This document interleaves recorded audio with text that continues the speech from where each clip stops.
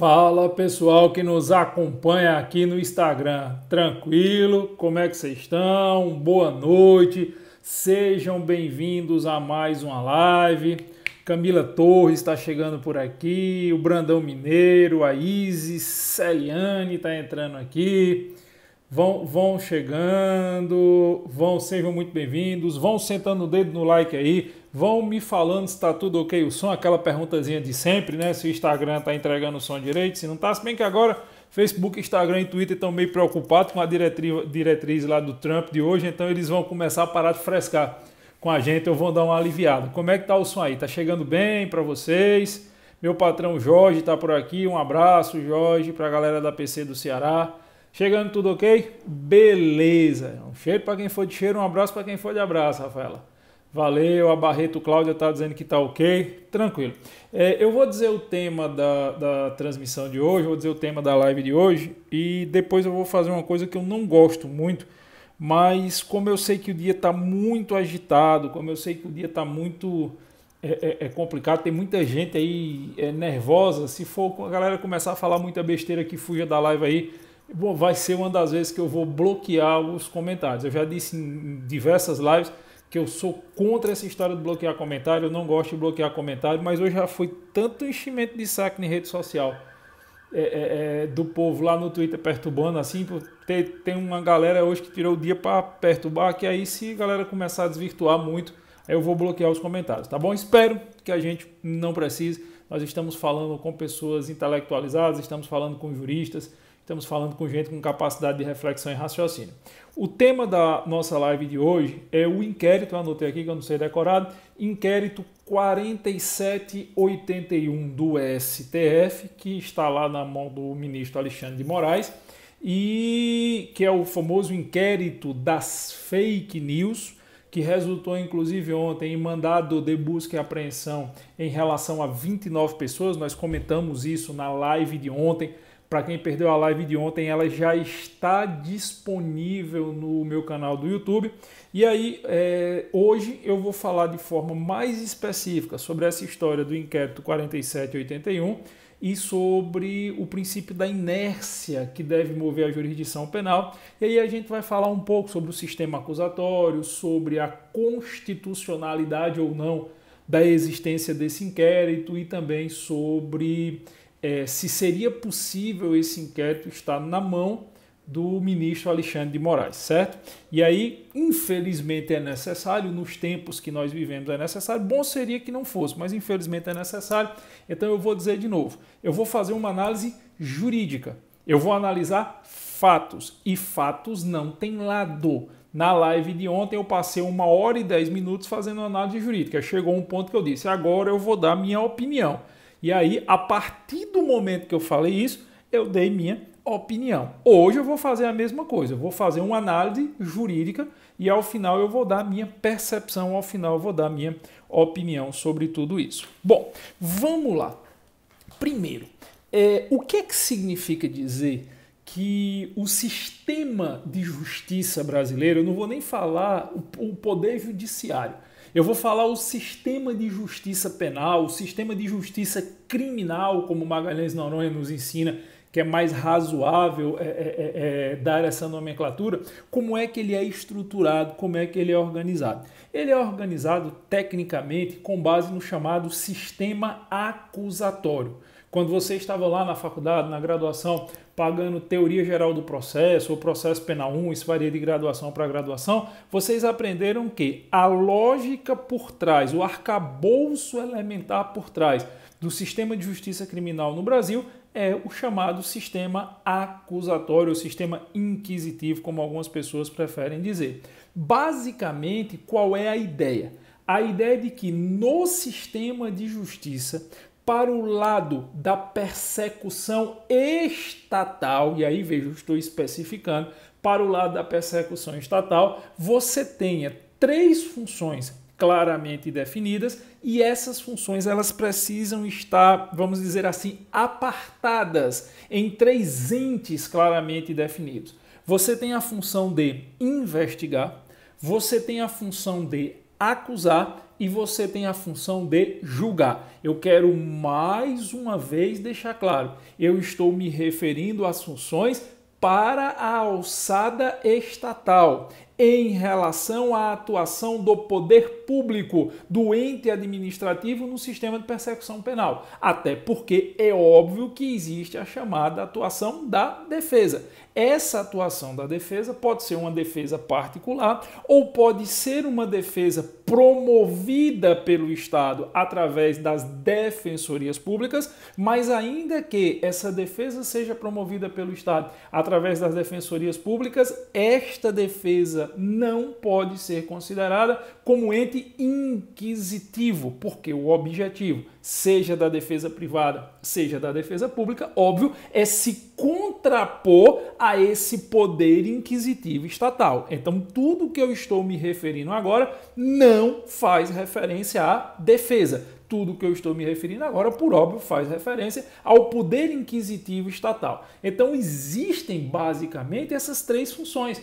A função de investigar e apurar, a função de acusar e a função de julgar. E é plenamente consolidado, tanto no nosso ordenamento jurídico penal, quanto na nossa doutrina, e principalmente quanto na nossa jurisprudência, que essas funções devem ser exercidas por entes distintos, que seriam uma contaminação indevida, e quem diz isso é o próprio Supremo Tribunal Federal, seria uma contaminação indevida você ter pessoas exercendo mais de uma destas funções.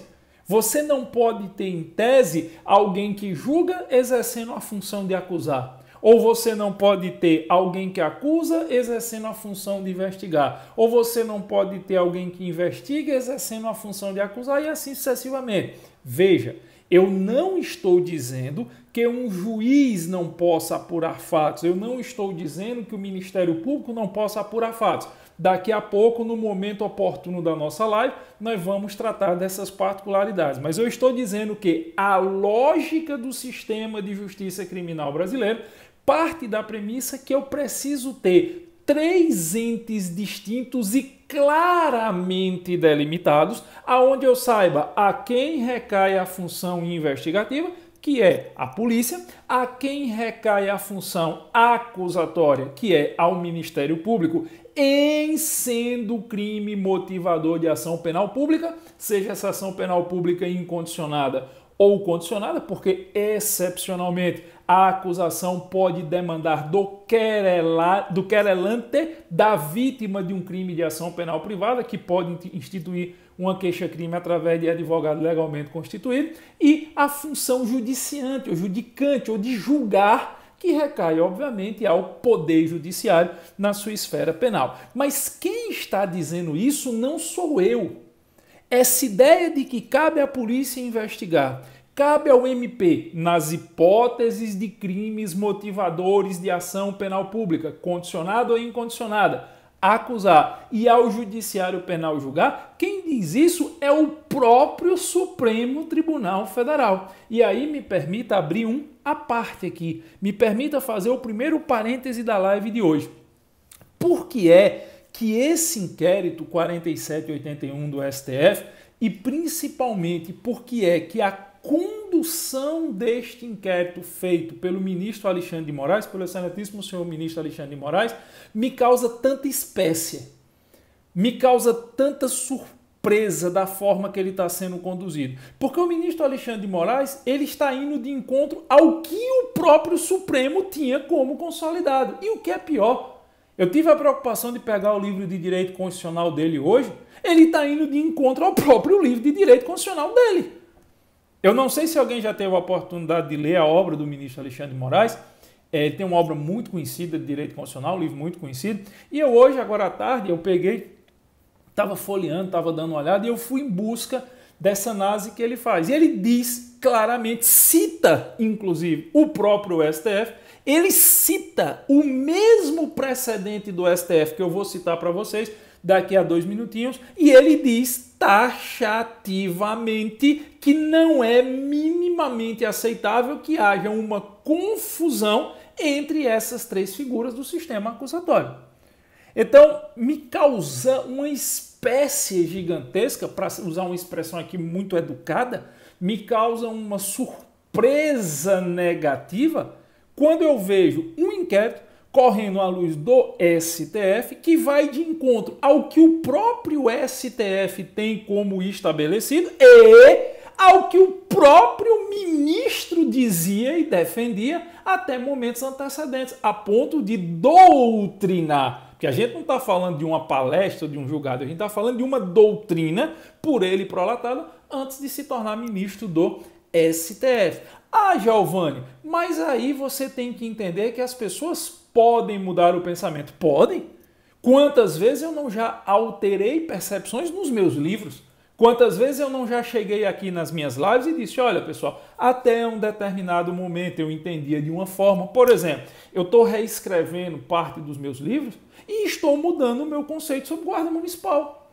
Eu tinha uma defesa intransigente da necessidade de uma PEC para transformar a Guarda Municipal em polícia estrito sensu e agora, depois de tudo isso, eu estou mudando o meu posicionamento. É possível a pessoa mudar o posicionamento? É, mas me causa espécie não só a mudança radical de 180 graus do posicionamento, mas a afronta à própria jurisprudência consolidada do STF. E aí, como eu estou citando esse precedente do STF, eu trouxe aqui para vocês o precedente, ele é muito grande, então se você puder anotar aí, se alguém puder escrever nos comentários, eu agradeço demais, porque eu acho que vale a pena depois a galera ler o julgado todo, ler o precedente todo, porque a gente não tem como analisar o precedente todo. É a ADI 1570. Se alguém puder escrever, por favor, aí nos comentários para a galera anotar, ADI 1570. Essa ADI, Ação Declaratória de Inconstitucionalidade, ela foi julgada pelo Pleno do STF em 12 de fevereiro de 2004. ADI, Ação Declaratória de Inconstitucionalidade 1570, eu estou lendo aqui, julgada pelo Pleno em 12 de fevereiro de 2004. O relator foi o ministro Maurício Correia, que não é mais ministro, obviamente, do STF. Foi aprovada por 10 votos a 1. O único voto divergente foi do ex-ministro Carlos Veloso. E aí, basicamente, o que essa ADI diz é que não cabe aos magistrados poder investigatório. Eu estou resumindo a ementa da ADI. Eu insisto, por favor, leiam, certo? Por favor, vão lá no site do STF, você bota ADI 1570-2004 STF, já aparece, vão no site do STF, a ADI está lá, os votos dos ministros estão lá. Eu levei, sei lá, umas 2h30 hoje para ler essa ADI toda, eu relembrar que eu tinha lido já há algum tempo, mas eu queria ler de novo o voto dos ministros para poder fazer essa live, umas 2h30, você consegue ler tudo, assim, de forma bem densa, compreendendo. E basicamente, o que o Pleno do STF fez foi dizer: não cabe poder investigatório aos juízes. Em resumo da ementa da ADI é isso. Não cabe poder investigatório aos juízes. Certo? Eu não estou dizendo que juiz não possa produzir provas no processo. Eu vou já falar sobre isso. Mas juiz não pode investigar. Porque, segundo o próprio STF, você estaria ofendendo o sistema acusatório. Aí algumas pessoas já poderiam dizer assim: Giovanni, mas não seria uma ADI atrasada, 2004, nós estamos em 2020? Aí eu fiz uma pesquisa. Eu entrei na pesquisa avançada do sistema de jurisprudência do STJ e eu também tenho aqui a pesquisa, não vou fazer comercial porque eles não estão me pagando, de um determinado site que eu sou assinante, que através do boot desse site você consegue localizar quantas vezes essa ADI ou uma determinada jurisprudência é citado como precedentes de outros julgados da própria corte e de cortes infra-STF. Aí eu fui lá nesse sistema, joguei, muitos sabem qual é o sistema que eu estou falando, quem está acostumado no dia a dia a pesar a jurisprudência, e joguei o número dessa ADI. O Supremo, depois de 2004, a utilizou como precedente 61 vezes. O STF, quer dizer, O julgado é de 2004, mas até agora o STF já utilizou essa ADI como precedente 61 vezes, sendo a última vez em 2019. O STJ utilizou essa ADI como precedente 103 vezes. E tribunais de justiça de Estado eu nem contei. Então, é uma ADI de 2004 que de tantas vezes sendo repetida, de tantas vezes que está sendo usada como precedente, é uma ADI extremamente consolidada. Ninguém sequer imaginava discutir hoje, eu estar discutindo ela, de tão consolidada que ela era e de tão lógico que pode parecer isso. Que quem julga não pode exercer função investigativa. Essa discussão, inclusive, ressurgiu em 2018, quando houve aquele embate entre Ministério Público e Associação Nacional dos Delegados, onde existia aquela discussão se o MP poderia exercer e fazer inquérito, se não poderia fazer inquérito. Discussão semelhante nós estamos tendo agora, quando há o embate se polícia militar pode fazer termo circunstanciado de ocorrência ou não, se o termo circunstanciado de ocorrência só pode ser feito na delegacia. A mesma coisa, a PRF já estava fazendo TCO em várias situações e aí surgiu a discussão se o TCO não teria que ser feito obrigatoriamente na delegacia de polícia. E sempre que essa discussão surge, é a mesma justificativa. ADI 1570. Não se discute a validade dessa jurisprudência e desse precedente. Então, na hora que o excelentíssimo senhor ministro Alexandre de Moraes ele vem com o inquérito 4781, me parece, primeiro, que esse inquérito vai de encontro a tudo que ele defende enquanto doutrinador. Segundo, que esse inquérito vai de encontro à jurisprudência consolidada e remansosa. Porque se eu tenho uma jurisprudência que está sendo usada pelo próprio tribunal cotidianamente, diuturnamente e repetidamente, ela se tornou remansosa, ela se tornou fato posto para o tribunal. Me parece que esse inquérito já deveria ser tido como inconstitucional de pleno. Esse inquérito já deveria ser tido como inaceitável de pleno. É bom que se diga, certo? É bom que se diga. Esse inquérito não foi instaurado ontem. Esse inquérito vem se desenrolando, esse inquérito já está aí há algum tempo, só que o senhor Alexandre de Moraes está se sentindo, o excelentíssimo senhor ministro Alexandre de Moraes está se sentindo, sabe Deus por quê, extremamente pressionado e está usando esse inquérito para externar pressões a outrem, ok? Essa é uma opinião pessoal do professor Giovanni. Continuando essa análise, existe em relação a esse inquérito um outro vício de forma que me parece muito peculiar e que também me causa muita espécie, também me causa muito espanto. Qual é o vício de forma? O pedido de arquivamento de inquérito policial, pela legislação vigente hoje, cabe ao Ministério Público. Só quem arquiva inquérito, certo? Eu não vou nem falar inquérito policial porque isso é uma particularidade, esse inquérito é um inquérito particularizado. Mas, pela regra constante no Código de Processo Penal, só quem pode pedir arquivamento de inquérito é MP. Só quem arquiva é juiz. Mas o juiz só arquiva o pedido quando esse pedido emana no Ministério Público. Por exemplo, delegado de polícia pode arquivar inquérito? Não. O inquérito é indisponível ao delegado de polícia. O que é que significa isso em bom português? Dizer que o inquérito é indisponível ao delegado de polícia. Significa dizer que depois do inquérito instaurado, o delegado tem que concluir esse inquérito.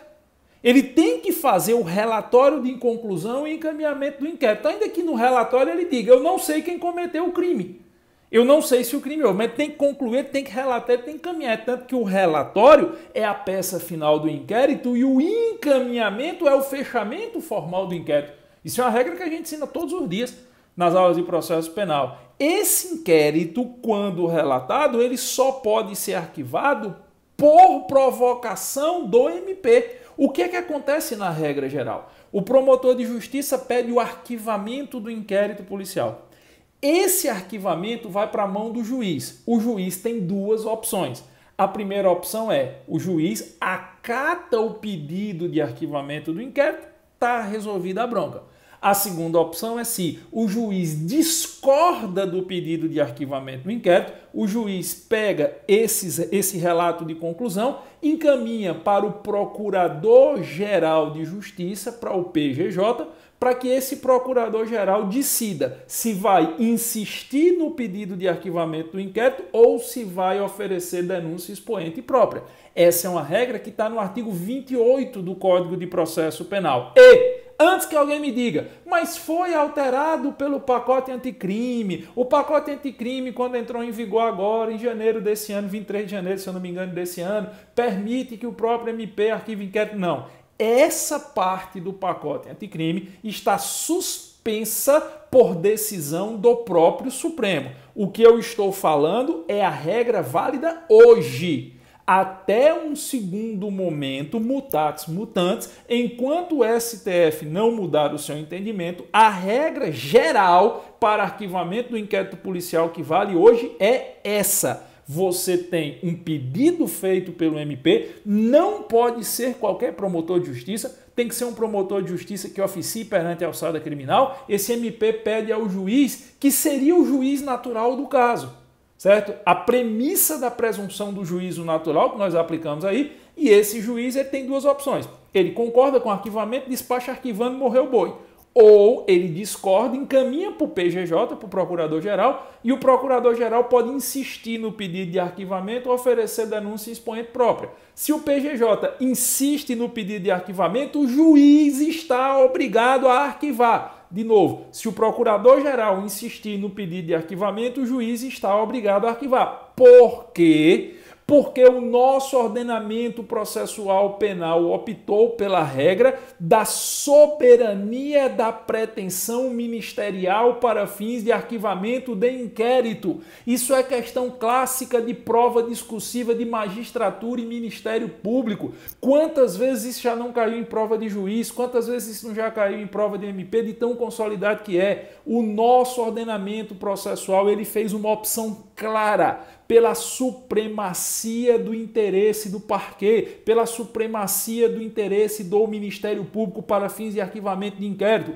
Em existindo divergência entre o Judiciário e o MP, vai valer para fins de arquivamento aquilo que o Ministério Público desejar. Até porque a titularidade acusatória é do MP e o inquérito é peça de preparação para a propositura de uma eventual denúncia. Se o MP não quer denunciar, ele vai ficar com o inquérito aberto. Por quê?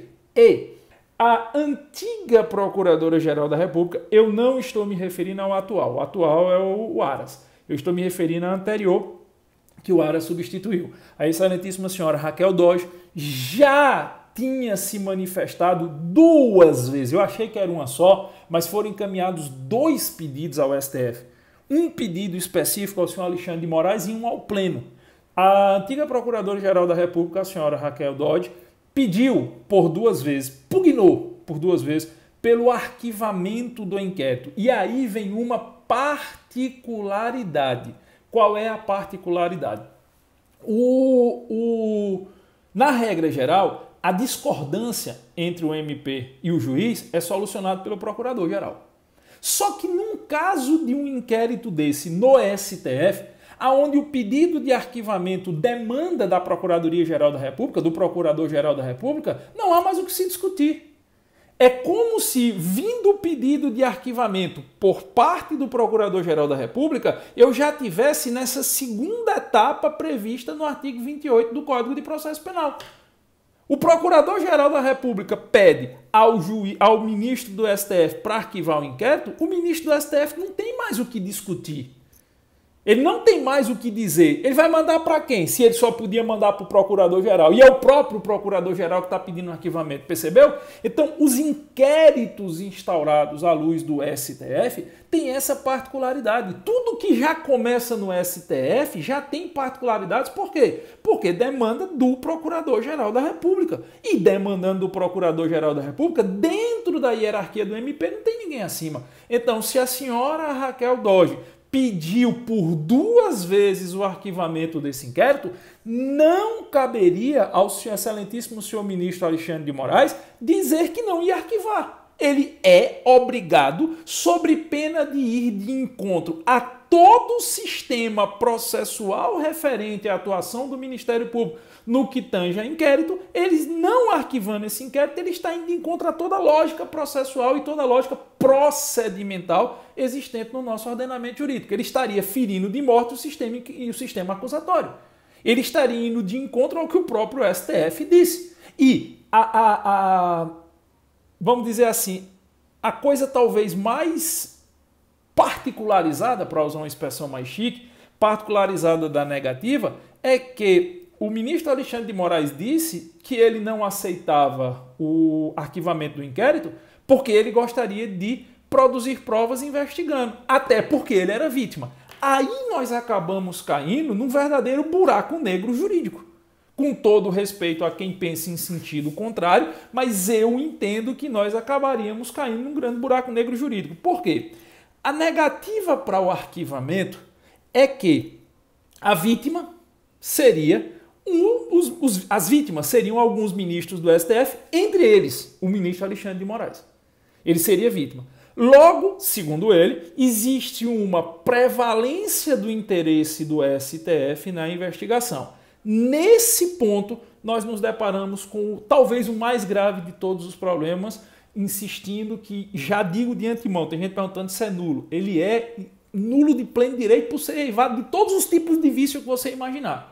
Certo? Mas, de todos os vícios, 2 para mim são os mais graves. Eu até posso relevar que se vá de encontro à jurisprudência do STF, que o excelentíssimo senhor ministro quer abrir um novo precedente. Eu até posso entender que ele tenha revisto o posicionamento doutrinário que ele expressou no livro. Ok, vamos relevar, vamos dar um voto de confiança. Mas como entender que eu tenha na mesma pessoa vítima, investigador, inquisidor e julgador? Eu não consigo perceber. Como é que eu vou poder exercer o chamado sistema pleno de justiça se a vítima possui capacidade de investigar formalmente, porque investigar informalmente qualquer um tem. A vítima está investigando, a vítima está postulando e a vítima está julgando e se declarando juiz prevento do caso. Como isso seria possível? Como, por exemplo, um investigado que se vier a virar réu, ele vai poder exercer direito de defesa? Como ele vai poder arguir suspeição e impedimento do magistrado se desde o primeiro momento o magistrado está confundindo esses 4 vieses, essas 4 possibilidades? E segundo, que é uma coisa que eu tenho visto muito pouca gente falar, e aí me permita abrir um parêntese aqui, tá certo? Me permita abrir um parêntese aqui. Não é muito simples você falar essas coisas e você externar essas opiniões jurídicas, porque, infelizmente, a maior parte do universo jurídico brasileiro, quando envolve alguma coisa em relação ao STF, prefere silenciar. Cada um tem suas razões, cada um tem suas motivações, eu posso falar pelas minhas. Eu posso falar pelas minhas razões. Não é fácil dentro do universo jurídico, você chegar e falar que o ministro do STF está agindo errado. Existem inequivocamente consequências de você dizer isso, das mais variadas, das maiores às menores. E eu tenho visto muita gente falar ou silenciar, mas tem um detalhe que eu não vi ninguém falando ainda. O senhor ministro Alexandre de Moraes diz que ele está se baseando em um dispositivo de regimento interno do STF. Ok, beleza. Mas ele se esquece que não há crime praticado no interior do Supremo Tribunal Federal e que competência por prerrogativa de função é em relação ao sujeito ativo do delito. Está sendo invertida 2 lógicas a partir do momento que ele diz, não, mas essa lógica do sistema inquisitivo não se aplica porque existe um dispositivo do regimento interno do STF. Me parece muito perigoso você suplantar o regimento interno do STF, a lei processual e a Constituição Federal. Eu já acho isso temerário, mas ainda que você entendesse que dentro da pirâmide de Hans Kelsen, dentro da pirâmide da hierarquia das normas jurídicas, o regimento interno do STF é superior ao Código de Processo Penal e à Constituição Federal, que já é uma teratologia por natureza, o que já é uma forçação de barra por natureza, mas ainda que eu partisse dessa premissa, o regimento interno do STF diz que o STF pode apurar crimes cometidos nas suas dependências. E o inquérito é para apurar eventuais fake news e ofensas a ministros do STF feitas pela internet. E não tem servidor de Google, de Instagram, de Facebook e de Twitter alocado dentro do STF. O STF não é palco do fato. E aí, quando começou a se atentar para isso, quando o próprio STF começou a se atentar para isso, veio a declaração, não, mas as vítimas são ministros do STF. Logo, a competência do STF. Competência por prerrogativa de função é em relação ao sujeito ativo e não em relação ao sujeito passivo.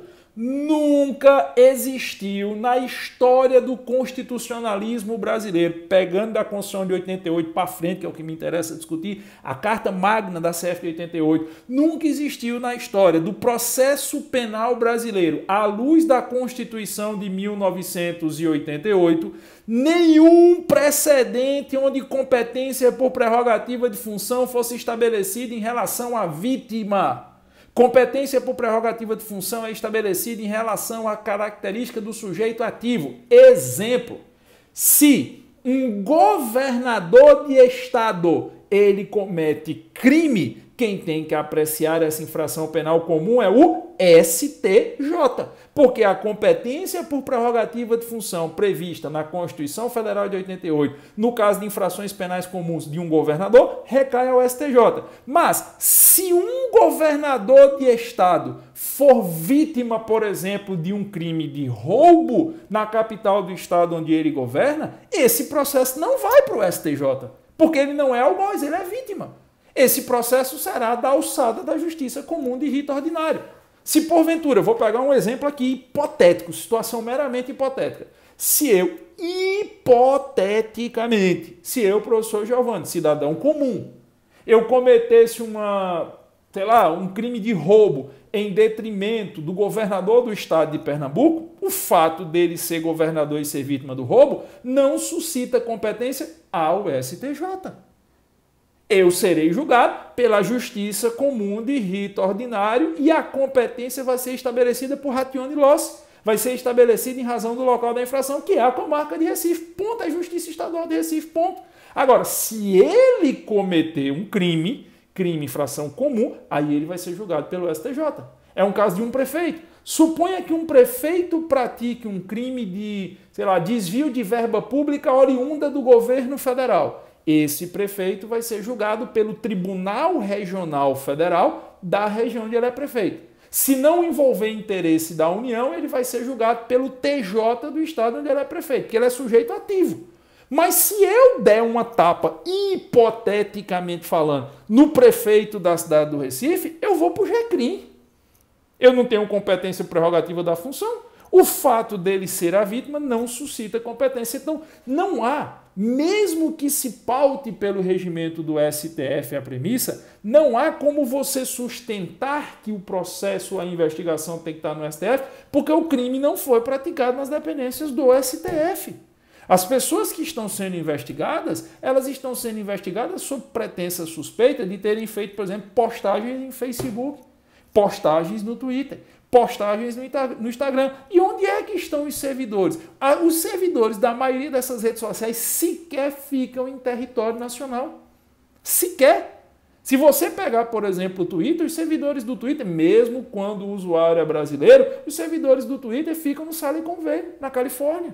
Não aqui. Então não tem razão. E o fato da vítima ser o STF não gera essa competência. É tanto, certo? É tanto, e aí vale mais um raciocínio, que infelizmente tem muita gente que está silenciando. Nós temos 2 pessoas presas preventivamente no Brasil, sob acusação de contravenção penal. Eu particularmente acho um absurdo alguém ficar preso definitivamente por uma contravenção, ao que dirá preventivamente por uma contravenção. No estado do Rio de Janeiro, porque teriam atacado, teriam ameaçado, teriam difamado, teriam esculhambado com o senhor Alexandre de Moraes no Rio de Janeiro. Ou foi São Paulo? Eu acho que é São Paulo, desculpa, não é no Rio que ele mora, que ele tem a residência não. Falei Rio, é besteira, é São Paulo. Quem foi que determinou? A Justiça de São Paulo. Por quê? Porque a vítima não tem competência prerrogativa de função. Veja dois pesos e duas medidas. Eu tenho duas situações distintas, aonde a vítima é a mesma, o senhor excelentíssimo, o senhor ministro Alexandre de Moraes. Em uma delas, quem decidiu foi a Justiça do Estado de São Paulo e a outra o STF que está decidindo sobre a premissa de que a vítima é ministro do STF. Quem aceita um ato o aceita com todas as consequências. Eu não posso aceitar meio ato. Quebraram. Então, a justificativa não se sustenta em relação a um ato praticado contra o próprio ministro. A justificativa não se sustenta porque eu tenho um outro ato que parte da mesma premissa que não está sobre a alçada da investigação do STF. Então, isso precisa ser analisado. Isso precisa ser observado, vamos dizer assim. As pessoas estão fazendo de conta, ou muitos estão fazendo verdadeiros malabarismos para fazer de conta que não estão enxergando isso. Mas, com todo o respeito, com todas as vênias, com tudo que eu sempre digo aqui em relação a quem pensa em sentido contrário, eu não consigo justificar. Certo? Por todas as formas, você, como eu posso falar, você sendo o mais leniente possível com a quebra das regras constitucionais, ainda assim não existe fundamento. E mais, pretensamente, o inquérito ele serviria para apurar eventuais fake news. Só que tem um pequeno problema. Não há indicação de quais são essas fake news no inquérito e o inquérito é sigiloso, inclusive para os advogados do investigado. Isso, para mim, fere mortalmente preceito elementar do Estatuto da OAB. Como assim, professor? Isso fere mortalmente preceito elementar do Estatuto da OAB. Vamos lá. Faz parte das prerrogativas inerentes ao pleno exercício da advocacia, previstas no artigo 7º do Estatuto da OAB. Eu não vou lembrar de cabeça o inciso aí, se alguém puder me ajudar nesse inciso, no inciso eu agradeço. Eu acho que é inciso 14. Mas eu não tenho certeza. Que é o artigo 7º do Estatuto da OAB. Se alguém puder achar um inciso e escrever nos comentários aí, eu agradeço. Que diz que o sigilo do inquérito ele não se estende aos advogados. O sigilo do inquérito ele se estende ao investigado, mas ele não se estende aos advogados. Os advogados têm direito, no exercício das suas prerrogativas, de ter acesso aos autos do inquérito em relação às diligências conclusas, ainda que o inquérito não tenha sido relatado. O STF já deixou claro que o sigilo do inquérito extensivo aos advogados é apenas em relação às diligências em curso. O que são diligências em curso? Por exemplo, tem uma interceptação telefônica, vocês sabem que, por regra, a interceptação telefônica é decretada por 15 dias, prorrogável quantas vezes necessário por até igual período. Então está rolando uma interceptação telefônica. Enquanto a interceptação estiver acontecendo, tanto a existência do procedimento quanto o seu teor é sigilosa, inclusive, para os advogados. O STF já consolidou. Mas na hora que terminar a interceptação, tudo que foi objeto da interceptação, ainda que o inquérito não tenha sido relatado, não pode mais ser sigiloso ao advogado, sob pena de eivado de vício aquela prova. E aquela prova eivada de vício vai desencadear a chamada teoria dos frutos da árvore envenenada. Tudo que dela derivar também estará eivada de vício por consequência lógica hermenêutica. Então, o advogado ele chega na delegacia, teve a oitiva de uma testemunha ontem. O advogado chega na delegacia hoje e diz: doutor, eu preciso ver os termos da oitiva. E o delegado diz: não, só quando o inquérito tiver concluído, o delegado está atacando exercício elementar de prerrogativa da advocacia. Como eu disse, está no artigo 7º, o pessoal está me confirmando aqui que é o inciso 14. Beleza, realmente eu não lembro de cabeça a sequência dos incisos. Eu tenho quase certeza que é o 14, mas o pessoal está me confirmando. Mas que é o artigo 7º do Estatuto da OAB, eu não tenho dúvida. Quem confirmar isso, se eu não li, me perdoe aí. Agradeço demais a confirmação. E esse inquérito, certo? Esse inquérito está simplesmente sigiloso até para os advogados. É tanto que quando você pega o mandado de busca e apreensão, os 29 mandados, desses 29, eu recebi 12. O pessoal me mandou as fotos no direct. Nos 12 que eu li, eu não posso falar dos outros. Eu só posso falar dos que eu li, certo? Nos 12 que eu li, quando tinha lá mandado de busca e apreensão destinado, vítima requerente, aí sigiloso. Tinha lá, investigado o nome da pessoa, vítima e requerente, sigiloso. Aí tinha lá, mandado de busca e apreensão se destina a apreciar os seguintes fatos. Tinha o nome do cara, o endereço e o CPF. Não tinha os fatos. Não tinha sequer uma indicação de qual era a fake news, qual era a informação falsa. E os advogados destas pessoas, tem advogado que está há quase um ano, porque esse inquérito não tem um ano não, mas está perto de completar. Tem advogado que está quase um ano atrás de saber o que é que tem nesse inquérito. E não consegue. Então, de tudo por tudo, me parece que esse inquérito é eivado de vício. De tudo por tudo, me parece que esse inquérito é baseado única e exclusivamente em um fundamento. Filo porque quilo. Isso é uma frase famosa de Jânio Quadros, que entrou para os anais da história e que significa: fiz isso porque quis fazê-lo. Filo porque quilo. Fiz isso porque quis fazê-lo, embora eu não consiga justificar juridicamente. Aí nós nos deparamos com uma outra situação que me parece também muito atípica. Nós nos deparamos com uma outra situação que me parece muito fora, vamos dizer assim, da normalidade constitucional. Só um parêntese, tá? O Procurador-Geral da República, o Aras, ele pediu que houvesse uma decisão definitiva em relação a esse arquivamento desse inquérito policial. E aí foi para Fachin e o ministro Fachin suscitou ao pleno.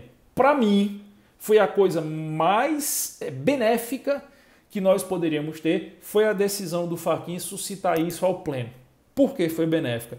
Porque ele tira a decisão da vontade do ministro Alexandre de Moraes e obriga o pleno a dizer se todo o arcabouço jurídico processual brasileiro vai ser mudado ou se ele vai ser preservado. Na hora que o Fachin disse, para mim foi com todo o respeito, eu não tenho procuração aqui para falar nem a favor nem contra, mas com todo respeito, me pareceu uma decisão extremamente pertinente do ministro Fachin.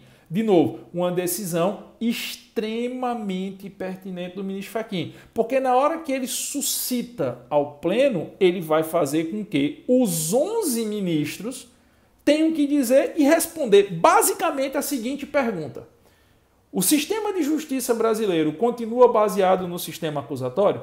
Se sim, o inquérito é eivado de vício de inconstitucionalidade e houve crime de abuso de autoridade por parte do senhor Alexandre de Moraes. Se não, vamos refazer todo o sistema de justiça brasileiro, vamos declarar a inconstitucionalidade de diversos dispositivos do Código de Processo Penal e vamos começar um novo sistema de justiça. Basicamente foi isso que Fachin fez. E que me parece perfeitamente razoável. Porque depois que o pleno decidir, porque veja, se o pleno chegar e disser esse inquérito está certo, por tabela, a ADI 1570 morreu. Por tabela, pelo menos 16 artigos do Código de Processo Penal se tornaram inconstitucionais. E algumas premissas da Constituição serão relegadas. E aí, a lógica do sistema acusatório deixou de existir. Então a gente vai sentar, vai estudar um novo processo penal baseado no que o STF quer e vamos começar a trabalhar com esse novo processo penal. Se o STF disser não, o sistema acusatório continua sendo válido, o sistema acusatório continua existindo, ele está dizendo que isso que o ministro Alexandre de Moraes fez é inconstitucional de pleno, baseado em ato de vontade para prejudicar alguém. E, por consequência, o ministro Alexandre de Moraes incorreria em crime de abuso de autoridade em tese jurídica prevista, obviamente, na lei de abuso de autoridade. Então, essa decisão do Fachin foi uma decisão importantíssima. Por que é que foi uma decisão importantíssima? Porque obrigou o pleno a se manifestar. E obrigou o pleno a dizer que sim ou que não. Pelo que eu conheço do STF, o pleno não vai pautar isso agora. Certo? Não vai pautar. Infelizmente. Que era bom que pautasse para terça-feira, quarta-feira. Mas como as sessões estão sendo virtuais, e aí Eu acho que ele não vai pautar, só que tem um problema, aí fechando parênteses, e é o problema que pouca gente não está enxergando. Qualquer decisão que o STF tome sobre esse caso vai ter repercussão em outros casos que não tem nada a ver com a fake news. Qualquer decisão. Para onde o STF se manifestar nessa situação, e aí é que vem a situação que pouca gente está falando. O ministro Alexandre de Moraes, ele abriu uma caixa de Pandora. Eu não sei se intencional ou não, mas ele abriu uma caixa de Pandora. O que é uma caixa de Pandora? A caixa dos males da humanidade, para quem não conhece a mitologia. Por quê? Qualquer decisão, para qualquer lado que o STF se manifeste, vai suscitar questionamento, por exemplo, em todos os processos da Lava Jato. Em todos. Vai suscitar questionamento nos processos em trâmite nos tribunais Brasil afora. Processo em trâmite no STJ vai ter de pau. Gente questionando, gente embargando. Não entendi, Giovanni. Não compreendi. Aí chega a segunda parte da live de hoje. Vou dar um susto aqui na garganta, tomar uma água. Que eu tô ficando velho, não aguento falar muito tempo sem beber água, não. A gente chega no segundo ponto. Ministério Público pode investigar? Juiz pode produzir provas que não sejam suscitadas pelas partes? Bom, vamos lá. Delegado de polícia pode diligenciar fora do inquérito? Bom, vamos lá. Vamos começar de cima para baixo. Não há dúvidas que juiz pode produzir provas e a revelia daquelas que sejam suscitadas pelas partes, porque juiz não é parte. Certo? É bom que se diga isso. Eu já vi muita gente dizendo, não é porque juiz é parte. Não é. O Alexandre de Moraes o excelentíssimo senhor ministro Alexandre de Moraes está se portando como parte, mas ele não é parte. Por quê? Porque juiz é sujeito do processo. Quais são os sujeitos do processo? Magistrado, acusação e defesa. Quais são as partes? Acusação e defesa. Juiz não é parte do processo. O juiz pode produzir provas que não tenham sido suscitadas explicitamente pela parte? Pode, no curso da ação. E se essas provas tiverem conexão ou continência com as provas apresentadas pelas partes. Quem diz isso? O próprio STF. O juiz pode produzir provas no curso da ação e se essas provas estiverem conectadas, em conexão ou continência, que são institutos diferentes, com as provas suscitadas pelas partes. Em respeito ao princípio da inércia da jurisdição penal. Giovanni, em respeito a quê? Ao princípio da inércia da jurisdição penal. Grava essa informação que eu acabei de lhe dizer. Eu vou abrir um parêntese aqui de 2 minutos para explicar o que é o princípio da inércia e depois eu vou precisar dessa informação, tá? Eu vou dizer essa informação pela terceira vez, você grava aí na sua cabeça. O juiz, ele pode, sim, produzir elementos probatórios no curso da ação penal, desde que esses elementos estejam em conexão ou continência com os elementos probatórios suscitados pelas partes. É a chamada prova residual ou prova por analogia, como os mestres do processo penal, como por exemplo Renato Brasileiro de Lima faz. Gravar essa informação? Ok. Aí vamos voltar agora e abrir um parêntese. O que é o princípio da inércia da jurisdição penal? Vai lá para a física, vai para as leis de Newton. O que é a lei fundamental da inércia de Newton? Todo corpo tende a se manter em movimento ou em repouso inalterado até que alguma força atue sobre ele. Se ele estiver em movimento, essa força tem que ser maior do que a força de deslocamento. Se ele estiver em repouso, tem que ser maior do que a resultante da força peso e do atrito. Ou seja, quem está andando tende a ficar andando, quem está parado tende a ficar parado. Por regra, o Poder Judiciário, no exercício da jurisdição penal, do sistema de justiça criminal, que é o que eu estou discutindo, o Poder Judiciário ele não vai em busca do que julgar. Ele é inerte, ele precisa ser provocado. Ele pode ser provocado no curso de uma investigação policial para meros despachos, como, por exemplo, um delegado de polícia quer fazer uma interceptação telefônica. O delegado de polícia pede que o juiz despache decretando a interceptação. No curso do inquérito, o juiz é provocado, por exemplo, pelo delegado para fazer meros despachos sem tecer nenhum juízo de valor sobre eles. Ele autoriza ou não o procedimento policial.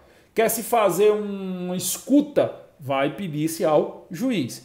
E no curso, e para que o curso da ação se inicie, o judiciário tem que ser provocado pelo oferecimento da peça acusatória. É tanto que quando você vai para qualquer manual de direito penal, ou de processo penal, melhor dizendo, e você vai procurar qual é o momento de início da ação penal, qual é o momento da gênese da ação penal, é quando a peça acusatória é recebida e o réu é citado. Você só tem formalmente ação penal quando o ente acusatório, que em regra é o Ministério Público, oferece uma denúncia, ou em se tratando de crime motivador de ação penal privada, o querelante interpõe a queixa-crime. Essa denúncia ou essa queixa passa por aquela ponderação prévia do artigo 395 do CPP. Anote esse artigo para você olhar depois. Artigo 395 do Código de Processo Penal, que diz taxativamente, isso eu não, tá?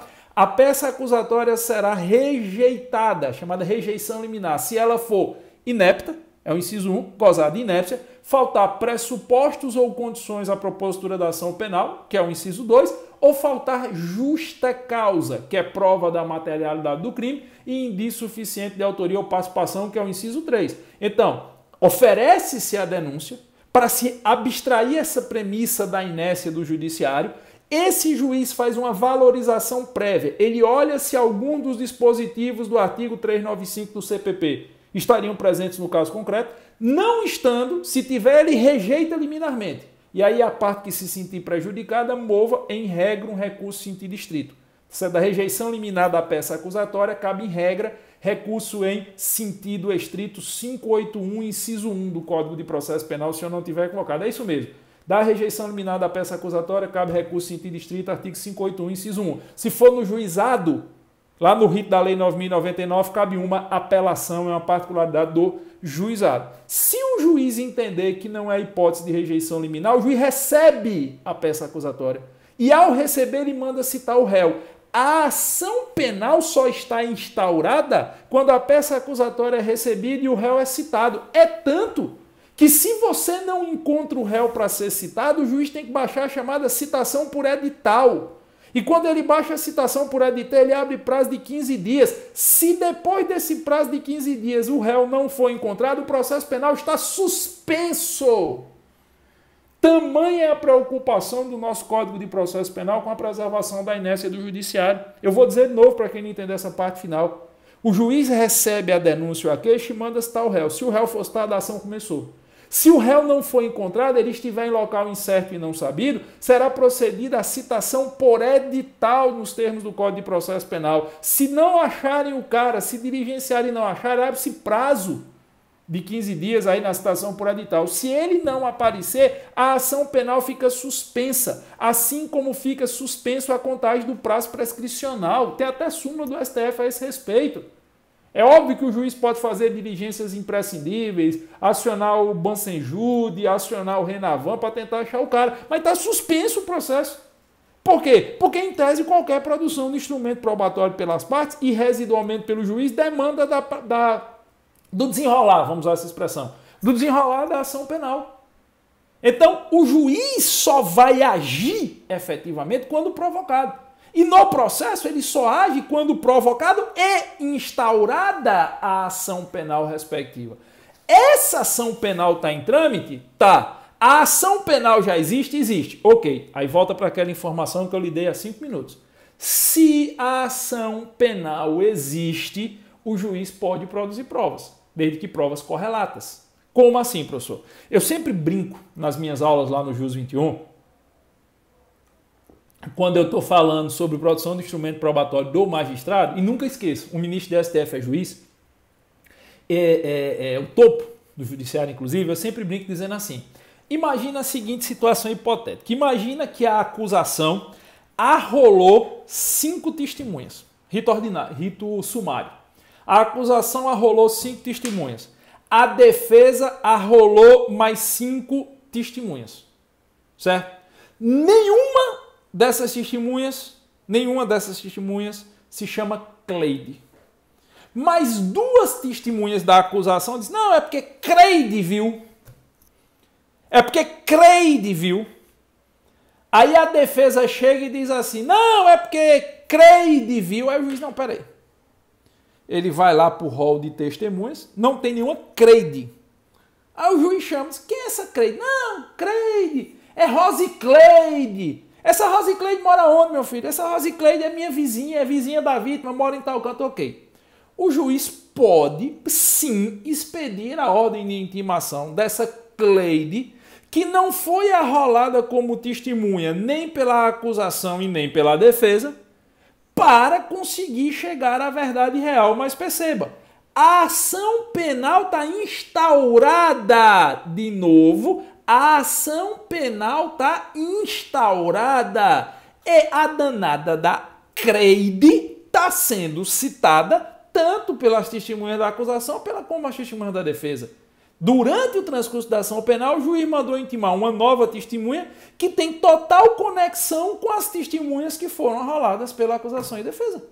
Repararam? Então, isso é possível, sim, de produzir provas pelo juiz. É a mesma coisa. O MP pode produzir provas? Pode. O Ministério Público ele pode, por exemplo, receber o relatório de conclusão do inquérito policial e o promotor entender que por uma desídia da administração falta um perito balístico na localidade. E o MP tem como nomear um perito ad hoc.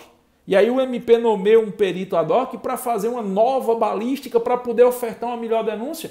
É um procedimento investigativo, mas sempre de natureza acessória ao do policial. E o policial ele pode diligenciar sem baixar uma portaria de instauração de inquérito.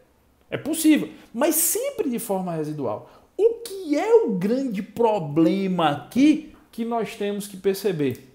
Não existe ação, existe inquérito. E eu tenho um ministro de STF que é juiz. Nunca esqueça disso. Quando a gente fala em ministro, às vezes a gente esquece que o cara é juiz. Ele é magistrado, ele está submetido às regras do sistema de justiça criminal. Que está no curso de um inquérito onde ele é vítima produzindo instrumento probatório. Isso vai de encontro a toda e qualquer lógica do sistema acusatório brasileiro. Isso vai de encontro a toda e qualquer lógica de tudo que até hoje foi criado como precedente do STF. Eu estou diante de um magistrado que está diligenciando a revelia do princípio da inércia da jurisdição penal. Ele está diligenciando, objetivando produzir instrumento probatório de ofício, expoente própria, baseado na sua vontade, no momento em que sequer existe ação penal e onde ele se julga vítima. Se não existir absurdo maior do que esse, o André está dizendo, a defesa também pode. Pode, André, você está coberto de razão. Perfeito. A defesa pode quanto deve juntar prova. É porque, como eu disse no começo da live, eu não estou me referindo à defesa, nem à advocacia privada, nem à defensoria pública. Eu estou me referindo só aos representantes do ente estatal dentro do sistema de justiça criminal. Por isso que eu não estou falando da defesa, tá? Mas você está coberto de razão. Então, voltando. São tantos absurdos um dentro do outro. São tantas coisas que fogem a qualquer lógica jurídica que a única coisa que eu posso dizer é esse inquérito ele ultrapassa o limite da inconstitucionalidade.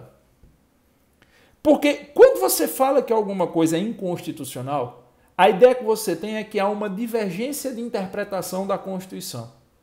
Aqui não é só uma divergência de interpretação da Constituição. É você relegar completamente qualquer regra constitucional, qualquer regra processual e qualquer precedente do próprio STF. Então é algo que está muito além de qualquer coisa que diga respeito à inconstitucionalidade. É algo que ultrapassa, é um exercício de vontade de uma decisão singular que joga por terra 30 anos de processo penal. Isso é análise jurídica da minha parte, certo? Isso é análise jurídica. Eu estou perto de terminar a live, então o que eu vou falar agora é opinião pessoal. Opinião pessoal. Não precisa assistir a opinião pessoal. Vou repetir o que eu disse na live de ontem. Você não deve concordar comigo. Você não deve concordar comigo. Toda live eu digo isso. Eu não sou o senhor da verdade. Eu não tenho a resposta para todos os problemas. Eu sou um professor de direito penal e processo penal. Eu sou um autor de livro de penal e processo penal. Eu sou um cara que fiz uma escolha na vida, ser professor. Eu tenho a minha empresa onde eu sou professor. Trabalhei já em grandes empresas Brasil afora, tenho muito orgulho de ter trabalhado em grandes empresas de educação e hoje eu tenho a minha empresa e exerço a função de professor, ponto. Mas não sou o senhor da verdade. Então escute todo mundo, escute quem pensa diferente de mim, escute as pessoas que acham que o que eu estou dizendo é de uma burrice incomensurável e forme a sua opinião. Forme a sua opinião. Eu fico muito... Eu acho que assim, o termo não é chateado, é triste. Quando eu vejo jovens bacharéis em direito, como eu vi hoje, pessoas que ainda são muito pueris, que ainda estão no começo da vida acadêmica, assim, que deveriam ter um apreço pelo conhecimento e pela diversidade de opiniões. Tem gente que vem no comentário, a live fica salva no Instagram, eu posto no YouTube, aí tem gente que... Eu li uma postagem hoje no YouTube que a pessoa disse assim: comecei a assistir, mas como vi que o que você pensa não tem nada a ver com o que eu penso, desisto. Puta que pariu, velho. Essa pessoa não se permite a formar uma convicção, ela tem uma pré-convicção. Ela tem um preconceito, um conceito previamente formado. Tudo que diferencia daquele conceito previamente formado dela, para ela é ruim. Ela quer um discurso de justificação. Então, eu sempre digo, eu sou professor, e eu sempre digo aos meus alunos e a quem nos acompanha aqui nas redes sociais, quem nos dá credibilidade, você não é obrigado a acreditar em mim. Eu exponho meus argumentos, com base nas minhas leituras, com base na minha análise, com base na minha experiência. São os meus argumentos. Procure argumentos contrários e forme a sua convicção. Se o que você pensa está de acordo com o que eu penso, não é porque eu penso, é porque você pensa por suas próprias ideias. Se o que você pensa está em desacordo com o que eu penso, não é porque você gosta ou não gosta de mim, é porque você formou suas próprias convicções. E isso não nos torna inimigos. Ponto. Simples. Isso nos torna seres pensantes. E aquele que não está disposto a aceitar um diálogo respeitoso, aquele que já vem ofendendo, ele ou vai levar uma resposta ofensiva, e aí ele não pode reclamar, ou ele não tem sequer direito de estar na mesa de debate. Então, até aí é a minha análise jurídica. Daqui para frente é minha opinião pessoal. Certo? De novo, daqui para frente é minha opinião pessoal. Você vai escutar se você quiser. Tranquilo? Bora lá. Como eu disse, opinião minha agora. Como eu disse, não é fácil a gente falar do STF. Na verdade, eu tenho percebido, quero crer que esteja enganado, certo? Quero crer que esteja enganado.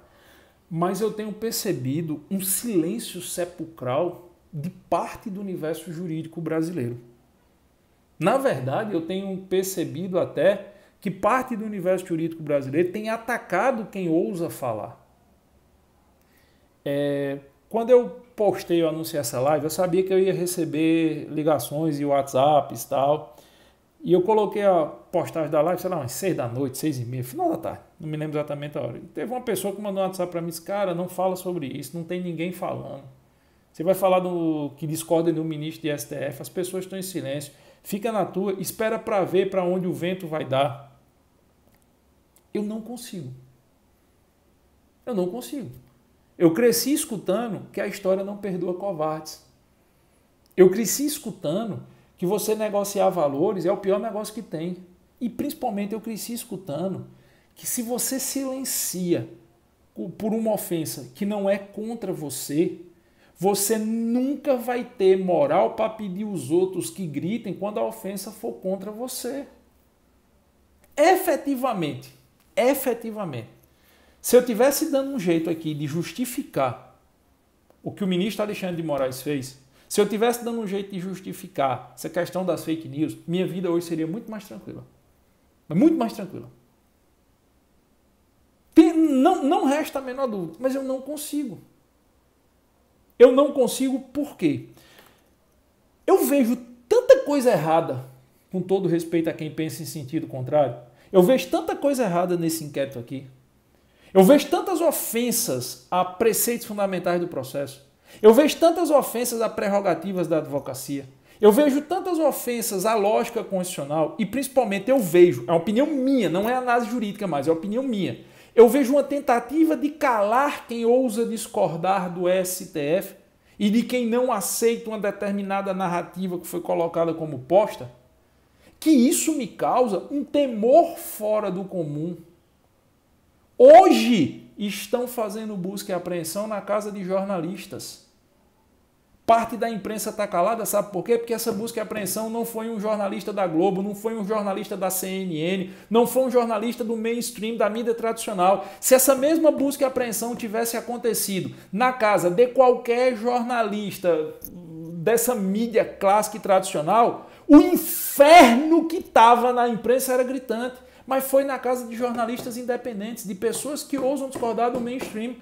Que eu concorde ou que eu não concorde com esses caras, que eu ache que eles estão certos ou que eles estão errados, eu não posso fechar os olhos e silenciar eu, enquanto professor de Direito Penal e Processo Penal, silenciar em relação à violência que eles sofreram por um motivo muito simples. Pode ser que amanhã alguém queira chegar a me tirar o direito de expressar minha opinião nas redes sociais. E se eu silenciei hoje porque a dor não era comigo, eu não vou ter moral de pedir que os outros gritem quando a dor for comigo. Está pautado para a próxima terça-feira, quem pautou não fui eu, foi o senhor presidente do Senado, Davi Alcolumbre. Um projeto de lei que tem um nome lindo, Liberdade na Internet, mas que, na verdade, se ele for implantado, ele pode perfeitamente chegar para pessoas como eu e dizer, olha, você não pode discutir temas jurídicos que sejam em desacordo com o que o STF diz. E eu, depois de mais de 20 anos de professor, vou ter que ficar calado e dizer que tudo que o STF está certo. E se hoje não, né, que faz 60 dias que eu falo isso, se hoje eu não abrir a boca para defender o direito penal e o processo penal, que eu acredito por uma questão de conveniência, mais cedo ou mais tarde essa conveniência vai se virar contra mim. É o que eu acredito. É o que eu acho. Mais cedo ou mais tarde o direito penal vai se virar contra mim. Essa conveniência vai se virar contra mim. E quem silencia um, silencia todos. De novo, quem silencia um, silencia todos. Existe uma frase que eu escutei certa vez de um saudoso professor já falecido, de saudosa memória aqui, eu não vou citar o nome, enfim, por uma questão pessoal. E ele dizia assim, vão tentar sempre lhe tirar a liberdade. Sempre. E se você permitir, você nunca mais terá tempo suficiente de vida para recuperar. Eu guardei essa frase, eu escutei essa frase no segundo período de faculdade, lá na Faculdade de Direito do Recife, que da Universidade Federal de Pernambuco. Vão tentar tirar todos os dias a sua liberdade. Todos os dias. E todos os dias tentam tirar a minha, a sua, de diversas formas diferentes. A pandemia facilitou que muitos ditadores tirassem a nossa liberdade. E se você permitir perder a liberdade, você não vai ter mais tempo de vida para recuperar, ainda que você seja um jovem de 18 anos de idade. Eu tinha 19 quando eu escutei essa frase. Isso é uma verdade. Podem tirar a nossa liberdade? Podem. O ministro de STF pode se sentir superior à norma, à lei, à Constituição e conseguir isso? Pode. Mas não me cabe ser covarde. Não me cabe silenciar. Se eu tenho um mínimo de conhecimento jurídico e um mínimo de voz, eu falo num mês, quando eu vou pegar aquele relatório do Instagram, não sei como é que chama aquele negócio que a gente clica lá para ver o relatório do Instagram, num mês agora, no último mês, nos últimos 30 dias, eu tive aproximadamente 5 milhões de visualizações das minhas postagens. Tudo bem que o mesmo seguidor às vezes visualiza mais de uma vez, nem todo mundo que visualiza é seguidor, mas são 5 milhões de pessoas que viram alguma coisa que eu postei aqui.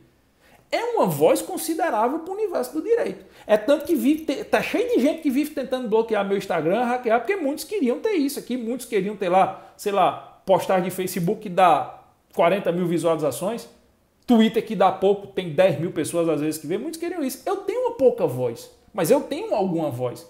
E se eu não usar essa voz para dizer que está errado, porque está todo mundo não, mas muita gente e muitas instituições estão silenciando, eu estou indo de encontro ao que eu acredito. E por ir de encontro ao que eu acredito, eu corro o risco de lá na frente não poder mais defender nem a mim mesmo. Então, não é fácil fazer esse tipo de colocação. mas eu faço. Se eu estiver errado, se eu estiver equivocado, se o correto realmente for silenciar, a história é a senhora da razão. Eu vou ter que lá na frente entender isso. Mas não me parece equivocado você suscitar essa discussão, porque o grande problema é que não estão nem discutindo. O grande problema é que não estão nem falando. É como se não fosse algo absurdo. É como se o absurdo tivesse se tornado algo normal no Brasil. E o que é pior, o absurdo se tornou algo normal no Brasil no meio de milhares de pessoas mortas por uma pandemia, de famílias enlutadas, de uma crise econômica sem precedentes. E o sistema de justiça está sendo usado, opinião pessoal, para defender interesse singular. Quando, na verdade, o sistema de justiça deveria estar sendo fortalecido, porque os próximos anos serão muito duros. E nós vamos precisar de um sistema de justiça criminal muito sólido. E o que está sendo feito hoje, independente de qual seja a decisão do pleno sobre isso, vai abalar nosso sistema criminal e talvez a gente leve mais 30 anos para recuperar a solidez necessária. Porque, para um lado ou para o outro, vai ter questionamento. E vai ter questionamento não em relação às fake news, vai ter questionamento em relação a série de outros processos. Se o STF entender pela nulidade desses atos do Alexandre de Moraes e o STF declarar ou redeclarar algo um pouco além da ADI 1570, não tenha dúvida, muitos atos do processo do Mensalão, muitos atos do processo da Lava Jato serão nulos. Tem casos que vai prescrever. E todo aquele processo que levou à Lava Jato pode correr o risco de ter vários processos daquele anulados, voltar para a estaca zero e aí a prescrição comeu. O sistema de justiça brasileiro está ferido. Silenciar nesse momento é aceitar que ele possa sangrar. E quanto mais ele sangre, ele não morre. Porque as pessoas passam, o sistema de justiça fica.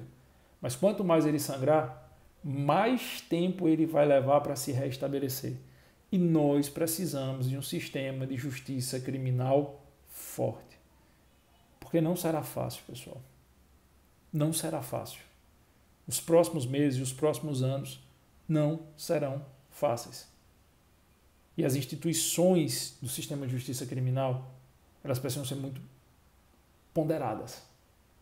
Porque se elas entrarem em brigas de egos e de vontades, se a justificativa passar a ser filho porque aquilo, escuta o que eu estou lhe dizendo. A nossa federação vai deixar de existir. Porque ela hoje já não é uma federação. O STF hoje já criou uma confederação no Brasil. Já não existem mais brasileiros plenos. Existem pernambucanos, cearenses, paraenses, paulistas, cariocas.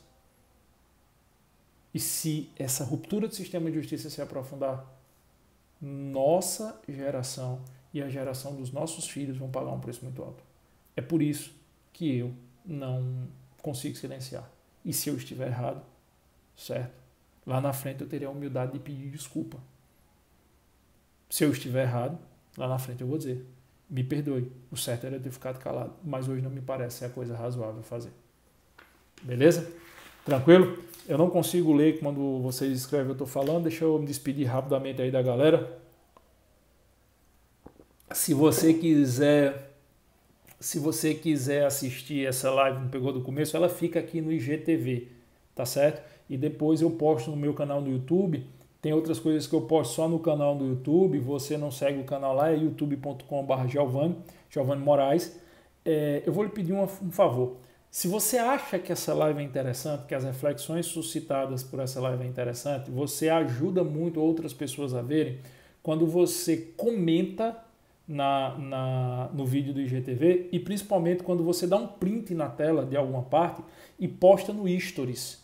E aí marca. Aí sempre que eu vejo eu reposto, tá bom? Você posta lá no Stories, você marca lá e eu reposto, porque isso aumenta a possibilidade de outras pessoas que se você achar que é razoável alguém ver, isso aumenta a possibilidade do Insta mostrar para outras pessoas e outras pessoas virem assistir a live.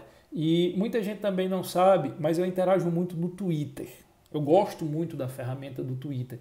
E como agora eu estou mais tempo em casa, por motivos óbvios, entre uma leitura e outra, um estudo e outro, uma gravação de uma aula e outra, eu fico lá sempre no Twitter. Então as informações mais atualizadas, vamos dizer assim, na velocidade que vão acontecendo, eu posto no Twitter.